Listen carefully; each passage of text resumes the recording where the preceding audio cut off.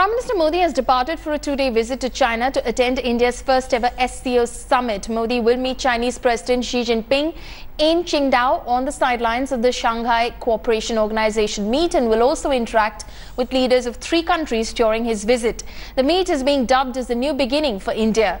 During the visit, Modi and Xi will hold talks on cooperation ranging from fighting terrorism to fostering people-to-people relations.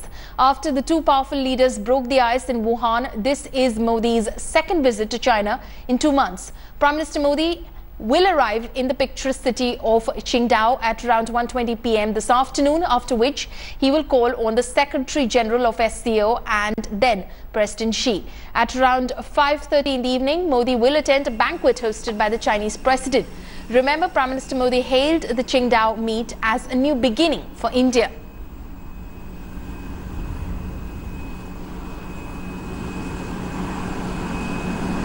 India's attendance at the Shanghai Cooperation Organization Summit at its newest member in the Chinese port city of Qingdao underlines Prime Minister Narendra Modi's policy of balancing strategic autonomy, taking forward close ties with the US and Japan while at the same time keeping close relations with both China and Russia.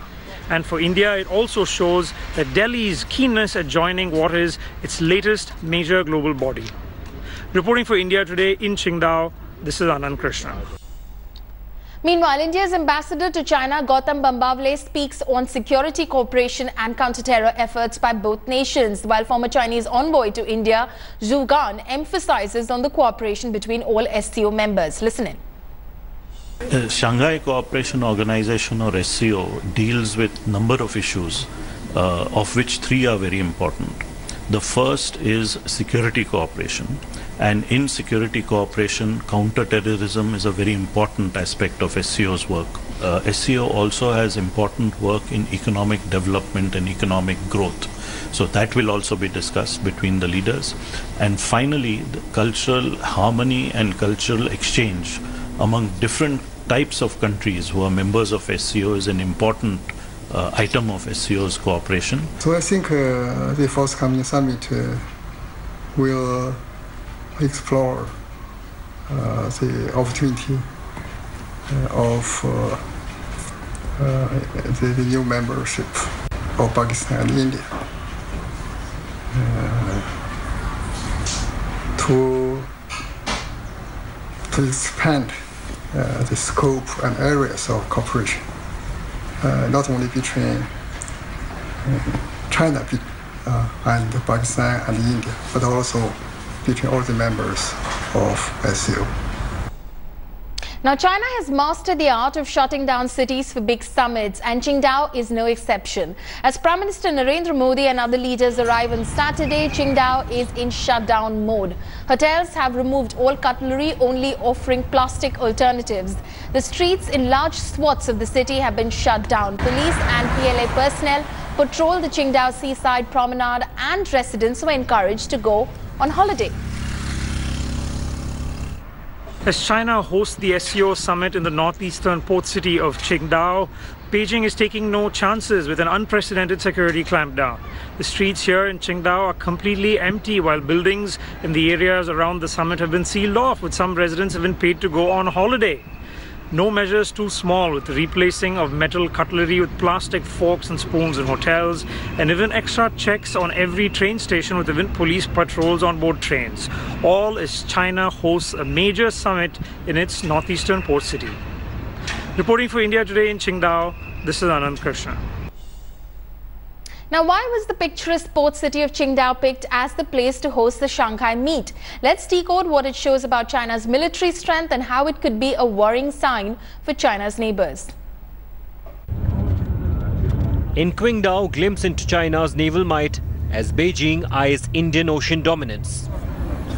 Qingdao, a picturesque port city in China's eastern coast, was picked by China to host Shanghai Cooperation Organization meeting to showcase its economic might as a key port in Xi Jinping's Belt and Road Initiative.